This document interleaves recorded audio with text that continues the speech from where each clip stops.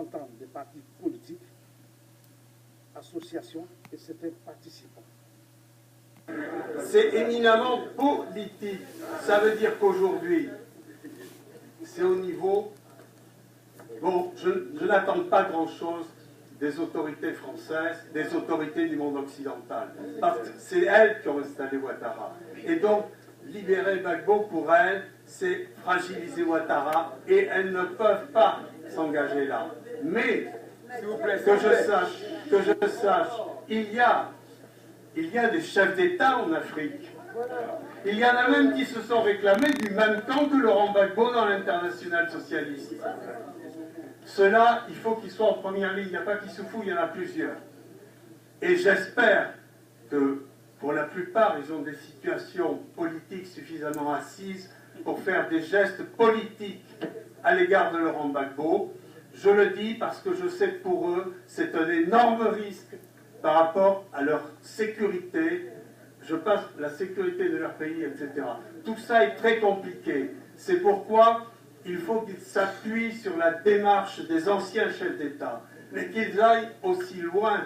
Il ne s'agit pas de dire « Ah, la CPI, il ne faut pas être trop méchant avec Gbagbo ». Il s'agit de dire « Gbagbo ne peut pas être à la CPI ». Et ça, si vous voulez, c'est le deuxième cran politique. Et la troisième chose sur laquelle je voulais intervenir, et ça c'est aussi notre boulot, parce que nous ne sommes pas chefs d'État en Afrique et nous ne sommes pas chefs d'État en Europe. Notre boulot, il y a des choses qui sortent. Ce qui est en train de se dire sur le bombardement de Bouaké, le fait que la juge Kéris est en train de dire « Monsieur de Villepin, Madame Alliot-Marie, Monsieur Barnier, devant la Cour de justice de la République », ça, nous devons l'utiliser. Quand on entend Guillaume Soro, convoqué par la même juge Kéris, en plus, ses écoutes téléphoniques, où lui-même déclare qu'il est un assassin, puisqu'il dit « Tu as vu comment on s'est occupé d'Ibé, etc. Si on n'avait pas fait, on ne pourrait pas être comme ça aujourd'hui. » Voilà, tous ces éléments qui sont en train d'apparaître sont des éléments qui peuvent contribuer à notre rapport de force politique. Moi, je le dis très crûment. J'ai eu pendant très longtemps un grand sentiment d'impuissance face à cette montagne qu'on a en face de nous, qui est la CPI apparemment, mais qui est en réalité le monde occidental. La CPI, elle n'a géré fondamentalement que deux choses. Comment installer Ouattara et faire qu'il soit installé, et comment installer Kabila. C'est tout. Et je peux dire que pour Kabila, il est allé au pouvoir grâce à un très bon accord entre Washington, Bruxelles et Paris. Parce qu'un gars qui était quasiment inconnu, qui 15 jours après sa nomination comme chef d'État, je dis bien sa nomination, va à Washington, à Bruxelles, et a la maladresse de dire qu'il a fait une escale technique à Paris avec ses Chirac à l'époque, je crois qu'elle est là le rôle de la CPI.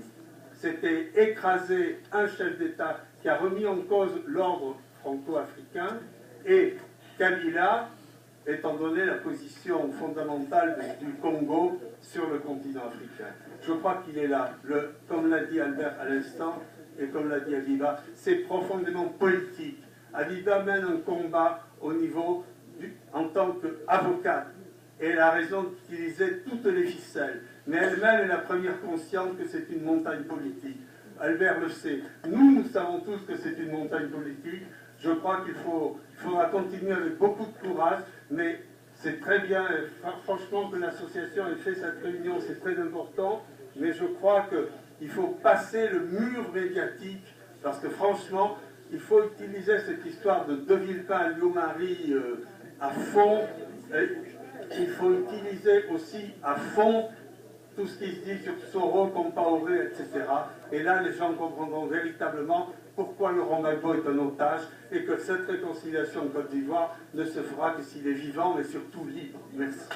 À la fin de la cérémonie, Event News TV, votre télé au cœur de l'info, au cœur de l'événement, a tendu son micro au représentant du MPT, du ROC Christian Macaboré, M. Silini Célestin, au représentant